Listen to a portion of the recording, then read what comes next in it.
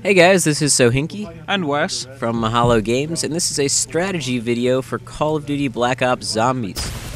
So starting right off here for the first few waves, what you're going to want to do is use your pistol to just rack up a few points, probably 2 or 3 shots, and then use your knife to kill them. That'll get you the maximum amount of points you can get from each zombie.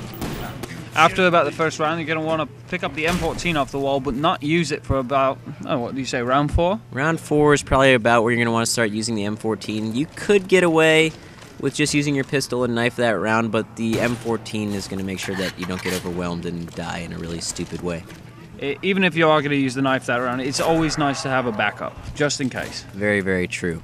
So the first few rounds are just kind of all about staying in this one little room here as long as you can. Really, if you can last until round 6 or 7 in just this room, it's a good idea because it's pretty easy to cover. There's only a few entrances, so as long as you can stay in this room, I would. When you get to about level 6, I believe, you're going to want to start looking for the power button. You're going to want to make it all the way around the stage one of the directions so you can find the random box. Because once you turn the power on, the light board shows up and it'll show you exactly where the random box is, so you don't have to do a lot of random searching. In addition, turning on the power also does things like allows you to activate traps, allows you to turn on the turret, and most importantly for this strategy video, it allows you to activate the teleporter, which is a very, very huge help. Yes, it is. And in fact, that is actually one of the things we found that for surviving into the later levels, it is a requirement that we found. Yeah, basically what the teleporter does, it warps you up to the projector room right above the actual theater. The cool thing about it is if you actually sit in the teleporter and kind of wait till you're surrounded and then activate it, it'll kill all the zombies standing right around you. Now, part of zombies is actually luck, really, getting the really good items from the random box. The key is just racking up as much points as you can, so hopefully, one of the times you use it, you will get lucky and get the ray gun or the thunder gun. Explosives do wonders just because it'll knock off their legs and it's easier to get away from them. Yeah, in some of the earlier levels like 10, 11, 12, the launchers like the grenade launcher or the M79, they will kill all the zombies, but in later levels it'll just blow their legs off. But that helps a lot because they're so slow at that point. And you can actually, at the end of the round, you can keep a couple of them alive and use the random box or let the teleporter recharge. Very true. And one thing that you're going to want to remember is that the teleporter actually needs to be re-linked every single round. So what we found is the best solution is take one of these slower zombies, like a crawler, or if you've blown one in half and he's just kind of walking around, and leave him up. That way, especially if you get a teddy bear, which makes the random box change locations, you have as much time as you need to go find it.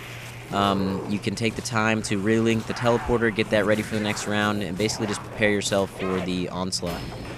And it's pretty much the same strategy that was in the World at War games, but at the same time, the teleporter is definitely a new thing, and you got to make sure that you save up once you get a good gun for the Pack-a-Punch perk, which is up in the projector room, because that is a definite 100% requirement for the later levels, as even the ray gun is taking up to 5 shots to kill.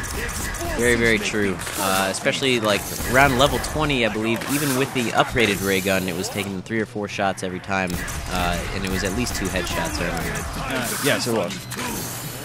So, just make sure at the end of each round, especially round 10 and beyond, you're going to want to leave those last zombies up so that you can run around and find the random box. Use the teleporter when you get surrounded, and you got anything to add there, Wes? Yeah, and just make sure that you're picking up all the perks. Like right off the bat, even before I used the random box for the first time, I picked up Juggernaut because that is by far the most important perk. You get taken down in about 2 hits without it, and it's about 6 when you have it. The second best perk you need to get is the speed perk, which helps you sprint faster and it helps you reload. So when you're getting surrounded by those zombies and you have to reload a clip, it's not taking 20 seconds to reload, it takes like 3 or 4 seconds. And that is a big thing, especially with the launchers, because the M79, as you see here, if you use it, it just reloads really, really, really fast, and then it helps you just get out of those surrounded situations. Very true. Actually, the random box you kind of have to get lucky with, but the one constant really in this mode is the power-ups. You really need to, at the very least, make sure that you have Juggernaut. I know there was one of the dog rounds where I got hit 4 or 5 times and I still stayed up. So definitely good to have. On the dog rounds, that's something that we didn't cover. One of the things you want to do is really, I mean, every other round you don't really want to back yourself into a corner, but putting yourself in a corner against the dogs is smart. Not that many come at you at once, and when you're in the corner, it's actually really easy to dodge them. So it's good. You know where they're coming from, and they don't take that many hits to kill. No, that's right. Even in the later rounds, the dogs are still pretty easy. It's simply the earlier rounds that they're harder because you don't have the good weapons that you're going to have in the later levels. So I think that's it. Stay tuned. We're going to be putting up the round that we actually developed these strategies where we got to round 22. So stay tuned for that. And yeah, thanks for watching. Make sure to comment, rate, and subscribe, guys. All right, enjoy. Thanks.